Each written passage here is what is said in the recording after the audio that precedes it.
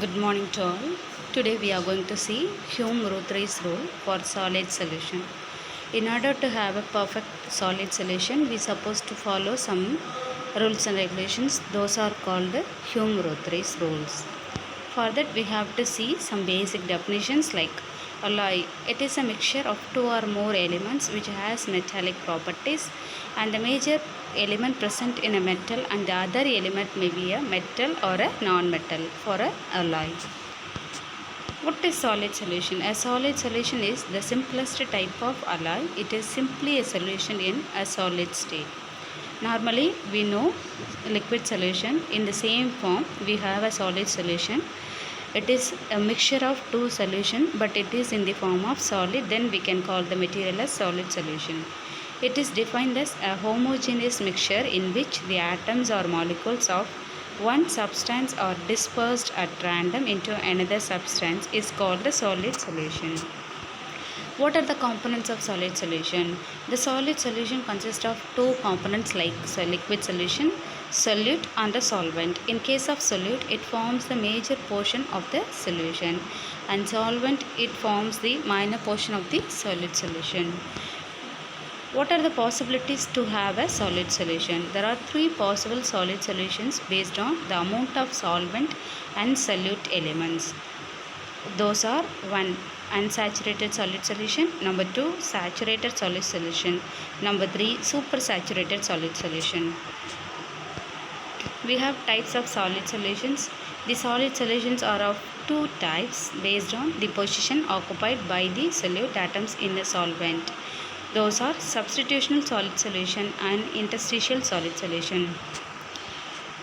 Substitutional and interstitial solid solutions are: substitutional solid solution means when the solution atoms replace some of the solvent atoms position, then it is called a substitutional solid solution. Like us here we see, for example, copper and gold. In the image we can see the atoms which are blue in color are called nickel, those are solvent, and red in color are aluminum, those are solute. In case of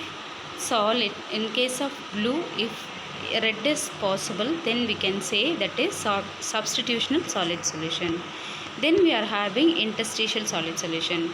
In case of interstitial solid solution, the atoms of alloying elements occupy the interstitial sites of base metal, and this type of solution is formed when atomic size of alloying element is much smaller compared to that of base metal. That is, the alloying element should have the small atomic size comparatively than the base metal.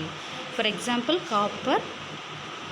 iron copper is an example for interstitial solid solution. In this image we can see that blue color is called solvent material, that is iron material, and carbon solute material, carbon materials are red in color. Here we can see some of the carbon materials are inside the voids of the solvent materials. Those are called interstitial solid solutions. Now we are moving into Hume-Rothrey's rule.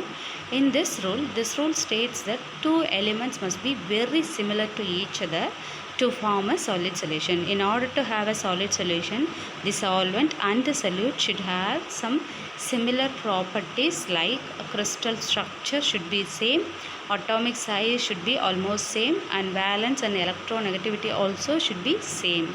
If the solute and the solvent has these properties, then we can have a completely dissolved solid solution.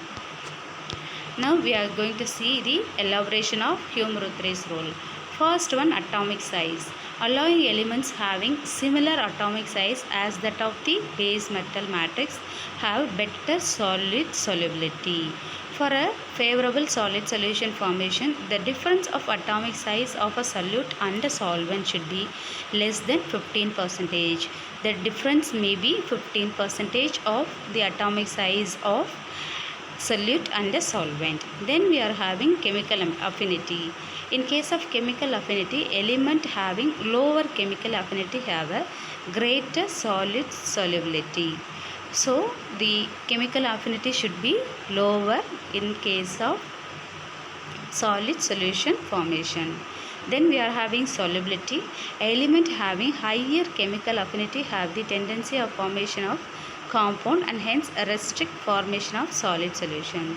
If the material has higher chemical affinity, then solid solution formation is little complex one. In general, the alloy elements located closer in the periodic table having higher solubility. So in order to have a higher solubility, the chemical affinity should be lower for a complete solid solution. Then we are having relative valency. Valency, in case of valency, metals having lower valency have more solubility for metals having higher valency. That is, the metals should have lower valency than the metals. Hence, for better solubility, the base metal selected should be one that has lower valency as compared to that alloying element. So, base metal should have a lower valency. Then finally, crystal structure. As mentioned earlier, solid solution is an alloy of element having similar crystal structure. So, difference in crystal structure limits the solid solubility of elements. So, if the solute and the solvent have same crystal structure, chemical affinity, valence electrons and electronegativity, then the solid solution can be a completely dissolved one. That is, if the solute and the solvent satisfies the Hume's-Rothery's rule, then we can have a complete solid solution. With this, we can conclude the basics and Hume-Rothery's rules for solid solution. Thank you.